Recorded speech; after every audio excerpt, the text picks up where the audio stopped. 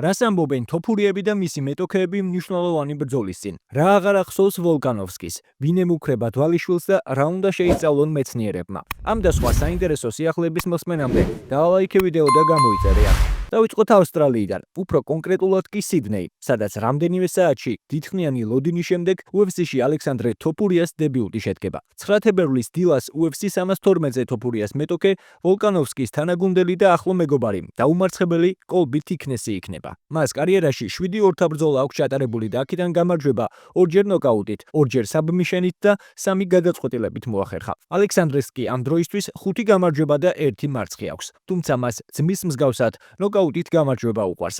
მან 5-დან 3 გამარჯვება სწორედ ასე მოიპოვა, 2 კი საბმიშენით. მისი ერთადერთი წაგება კი შორეულ 2015 წელს უკავშირდება, როდესაც მესამე რაუნდში ტექნიკური ნოკაუტით დამარცხდა. შესაძლოა ბევრისთვის თიქნესი შედარებით გამოცდილი მებრძოლია, მაგრამ არ უნდა დაგვავიწყდეს ისიც, რომ ალექსანდრემ ილიასთან ერთად გაიარა საჩემპიონო მოსამზადებელი გზა.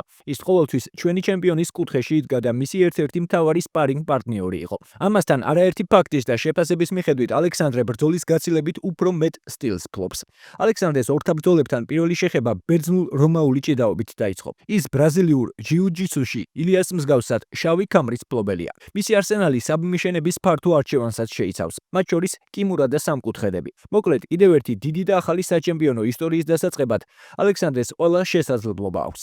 მებრძოლებმა წონა უკვე უპრობლემოდ ჩააბარეს, რაც იმას ნიშნავს, რომ მათ ძალების აღსადგენად საკმარისი დრო აქვთ. ალექსანდრეს დებიუტი საქართველოს დროით კვირა დილით 5 საათზე გაიმართება. გულშემატკივრების უმრავლესობა თოფურიას ნოკაუტით გამარჯვების მოლოდინშია. რა თქმა უნდა, ასეთი გამარჯვების სურვილი აქვს შესანიშნავ ფორმაში მყოფ ალექსანდრესაც. ვფიქრობ, თიქნესი შეეცდება პარტერში გადამიყვანოს, თუმცა მცდელობასა და შედეგს შორის დიდი გზაა. ვიმუშავებ თუ არა დაფინიშებაზე? რა თქმა უნდა, თუ ჩემს ბოლო ბრძოლებს გადახედავთ, ფინიშებით ვიგებ, მაგრამ არსად ვჩარობ. თუ იქნება დაფინიშების შესაძლებლობა, ამას ვისამ. წინააღმდეგ შემთხვევაში ჩემს საქმეს გავაგრძელებ. თუ გალიაში ომი მომიწევს, ამისთვის მზად ვარ. ალექსანდრეს ნოკაუტით გამარჯვებაში დარწმუნებულია მისი მწვრთნელი ხორხე კლიმენტიც. ალექსანდრე შესანიშნავ ფორმაშია და ჰალკივით გამოიყურება. მგონია, რომ პირველივე რაუნდში ნოკაუტი იქნება. ცხადია, ნოკაუტის ავტორი თოფურია გახდება. მგონია, რომ მისთვის ლიმიტი არ არსებობს. ახლა, როდესაც მას საკუთარ თავზე ფიქრი შეუძლია, იგივე გზა ექნება, რაც მის ძმას ჰქონდა. ერთი მხრიდან მთავარი გმირები ალექსანდრე და კოლბი არიან, მეორე მხრიდან ალექსი და ილია. ჩემი აზრით, ეს ისაა, რაც ამ შეხვედრას გააკიდეს. თუმცა, ნამდვილი ბრძოლა ალექსანდრეს და კოლბის შორის გაიმართება. მე კი დარწმუნებული ვარ ალექსანდრეში და ყველა იმ უნარში, რაც მას ამ ბრძოლის მოგებაში დაეხმარება.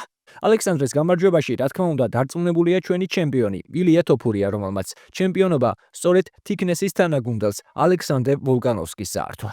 მოუთმენლად ველი როდის ვიხილავ მას ოქტაგონზე. ის ბრწყინვალედ არის მომზადებული. ჩვენ მთელი ცხოვრება MMA-ის მიუძღვენით და მასში 100%-ით დარწმუნებული ვარ. ვიცი რა შეუძლია ჩემს ძმას. ის ჩემპიონი გახდება. ეს მხოლოდ დროის საკითხია. შესაძლოა მერაბ დვალიშვილმა მალე სხვა წონაში გადასვლა მოინდომოს. ამ შემთხვევაში კი ჩემი ძმა სწრაფად მიიღებს სუპერ მსუბუქ წონაში ტიტულისთვის ჩხუბის შანსს. რა თქმა უნდა, განსხვავებული და დიდი მიზნები აქვს ალექსანდრეს პირველ მეტოქეს, კოლბი თიქნესს. ამაღელვებელი მომენტია, რომ ილიასა და ალექსის ბრძოლის შემდეგ ახლა ერთმანეთს მათი გუნდის წევრები დაუპირისპირდებით. მართალია ალექსანდრე ილიას ძმაა, მაგრამ მე ვოლკანოვსკისთან ერთად 13 წლიდან ვარჯიშობ და ფაქტობრივად ძმები ვითვართ. ამ ბრძოლას ინტრიგა აქვს, იმის გამოც, რომ ერთმანეთს მოქმედი და ყოფილი ჩემპიონის გუნდის წევრები ვუპირისპირდებით და ამასთან შეიძლება მათი რემატჩი შედგეს. აუცილებლად მინდა, რომ თოფურია დავაფინიშო. შემდეგ კი ვოლკანოვსკი ილიას დააფინიშებს აპრილში. თუ რა თქმა უნდა, ეს ბრძოლა გაიმართება.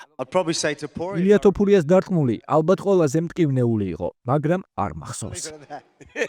სწორედ ასეთი საინტერესო და სახალისო პასუხი გასცა ალექსანდრე ვოლკანოვსკიმ UFC-ს მედიის დღეზე დასმულ კითხვას, თუ რომელი იყო მის კარიერაში ყველაზე მძიმე მიღებული დარტყმა. ამ პასუხამდე რამდენიმე დღით ადრე ყოფილმა ჩემპიონმა თიქნესის ბრძოლაზეც ისაუბრა და სიურპრიზს დაგვირდა. კოლბი 16 წლიდან ჩემი სპარინგ პარტნიორია. ის ყოველთვის მზად იყო, რომ ჩემთვის პარტნიორობა გაეწია. მაშინაც კი თუ ამის ფიზიკური შესაძლებლობა არ ჰქონდა. არ არსებობს არავინ, ვინც ამ ბიჭზე შრომის მოყვარე იქნება. ის ერთგულია და წარმოუდგენელი დისციპლინა და შრომის მოყვარეობა აქვს. ის აქამდე მე მავარჯიშებდა. ახლა კი მისი UFC-ს ოქტაგონზე ხილვა წარმოუდგენელია. ყოველთვის ვიცოდი, რომ ამას მიაღწევდა. ის ყოველთვის ფორმაშია და დარწმუნებული ვარ, რომ მსოფლიოს გაოცება შეძლებს. გარწმუნებთ, სიურპრიზი გელოდებათ. იმედია მალე თიქნესიც ვერ გაიხსენებს ყველაზე მძიმე დარტყმას. თუმცა ნებისმიერ შემთხვევაში წინ ყოველმხრივ ძალიან საინტერესო და დაძაბული ბრძოლა გველოდება.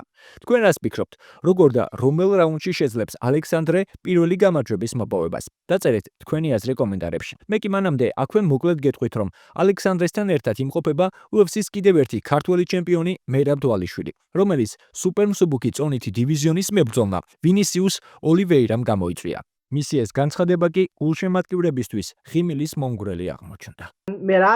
დვალიშვილს პირველ რიგში მიწაზე გადავიყვან და დავამტკიცებ, რომ იქაც მასზე უკეთესი ვარ. რა თქმა უნდა, ამაში 100%-ით დარწმუნებული ვარ. მას მიწიდან არც კი ავაყენებ, უბრალოდ იმის გამო, რათა დავამტკიცო, რომ იქ მასზე უკეთესი ვარ. შემდეგ კი ნოკდაუნში გავუშვებ, რადგან სწორედ ეს არის ჩემი სტილი. ამას ვერ გავექცევით. მე სტრაიკერი ვარ და ამავდროულად შესანიშნავი კრებიც მაქვს. ასევე ბრწყინვალედ ვფლობ მუაი თაის, მაგრამ კარგადაც ვჭიდაობ. კარგი ჯიუ-ჯიტსუ მაქვს. ეს ბრძოლა აუცილებლად მოხდება და როგორი იქნება ჩემი პროგნოზი? ის 3 რაუნდსაც ვერ გამიძლებს. მალე დაიხლება, რადგან ჩემს ზეწოლას ვერავინ გაუძლებს. ყველა მებრძოლთან ასე ხდება. მისი ამჟამინდელი მეტოქეებიდან ჩემს მსგავს ზეწოლას ვერავინ ახდენს, რადგან ყველას თეიქდაუნის ეშინია. მე კი პირიქით, ისეთ ზეწოლას მოვახდენ, როგორიც აქამდე არ უნახავს. ის კი უბრალოდ გაიქცევა, რადგან მე პირისპირ ვერ დამიდგება. შემდეგ კი, როდესაც ჩემს მიწაზე გადაყვანას მოინდომებს, ამას ვერ შეძლებს, რადგან ჩემი დაცვა დაუმარცხებელი იქნება.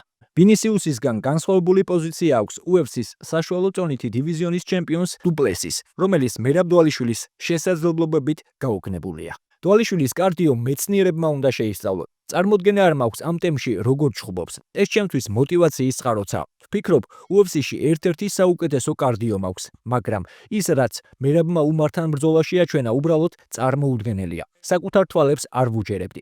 დვალიშვილი მას განუწყვეტლივ უტევდა. დვალიშვილმა შუგასაც კი უბრალოდ გადაუარა. უმარიც კარგად იცავდა თავს. რამდენჯერმე მერაბსაც დაარტყა, მაგრამ ასეთ ზეწოლას დიდხანს ვერ გაუძლებ.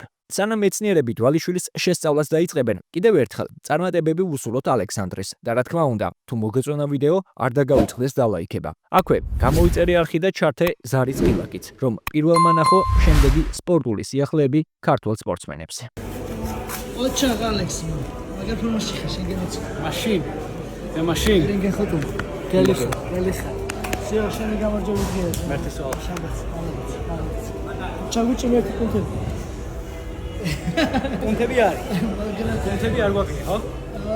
ცეცხლი ხარ, საჭმელი გვაქვს. შაბათს პარასკევს თორე ჩაბარე. მისჩევნია ეს ცხიმია. და ეს არის კრისტალბეტ ეროვნული ლიგის თამაშებს და უგულშემატკივრე ქართულ ფეხბურთს.